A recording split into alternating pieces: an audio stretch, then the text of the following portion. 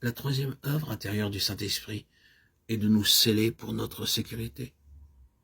Lorsque vous désirez envoyer des lettres recommandées, vous apposez un cachet à l'extérieur qui signifie ne pas toucher. Le cachet est là, et seule la personne dont le nom est sur l'enveloppe peut ouvrir la lettre. Le sceau dans la Bible parle de sécurité. Le Seigneur Jésus-Christ m'a scellé et je lui appartiens. Jean 10, 27.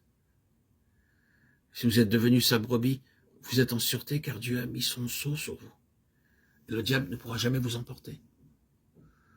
Le Seigneur déclare clairement, et les brebis ne périront jamais, personne ne les ravira de ma main. Versets 28-29. Le Seigneur nous connaît. 2 Timothée 2,19, 2 Corinthiens 22. La troisième œuvre du Saint-Esprit est donc de me sceller pour faire de moi la possession rachetée du Seigneur Jésus-Christ. Le diable peut venir, mais il ne réussira jamais à m'arracher de la main du Seigneur, parce que le sceau de mon Seigneur est là, et je suis en sûreté en lui. Je lui appartiens. Parmi tous les animaux, la brebis est l'animal le plus vulnérable. D'autres animaux comme les ânes, les chevaux, les vaches, les buffles, les cochons, les chiens, les chats pourront retrouver leur chemin. Si vous mettez votre chat dans un sac et que vous le laissez dehors, même très loin, il reviendra vers vous. Si vous laissez votre chien à plus de 3 kilomètres, il reviendra. Même les bœufs, les chevaux ou les cochons peuvent retrouver leur chemin, mais pas les brebis. Une brebis peut s'éloigner de quelques centaines de mètres et ne pas retrouver son chemin. Le berger doit alors aller le chercher. Dans Ésaïe 53,6, nous lisons « Nous étions tous errants comme des brebis. » Et le Seigneur est venu nous chercher. Il dit « Mes brebis entendent ma voix. » En Palestine, 4 ou 5 bergers gardent leurs brebis dans le même enclos. Puis la nuit, ils veillent l'un après l'autre pour préserver leurs brebis des bêtes sauvages. Tôt le matin, le premier berger siffle. Lorsqu'il commence à siffler, ses brebis le suivent très rapidement. Il marche devant elles pour les conduire. Ensuite, vient le deuxième berger. Il siffle aussi d'une autre manière et ses brebis le suivent.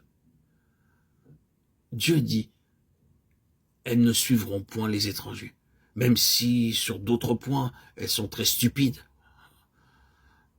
Ce sens chez elles est très exercé. Elles ne suivront point un étranger, mais elles fuiront loin de lui, parce qu'elles ne connaissent pas la voix des étrangers.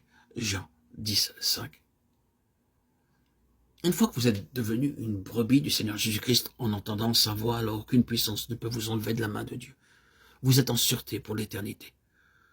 Beaucoup ne sont pas de ces brebis et ne connaissent pas sa voix, ils ne savent pas comment et quand il parle, car ils ne reconnaissent pas sa voix.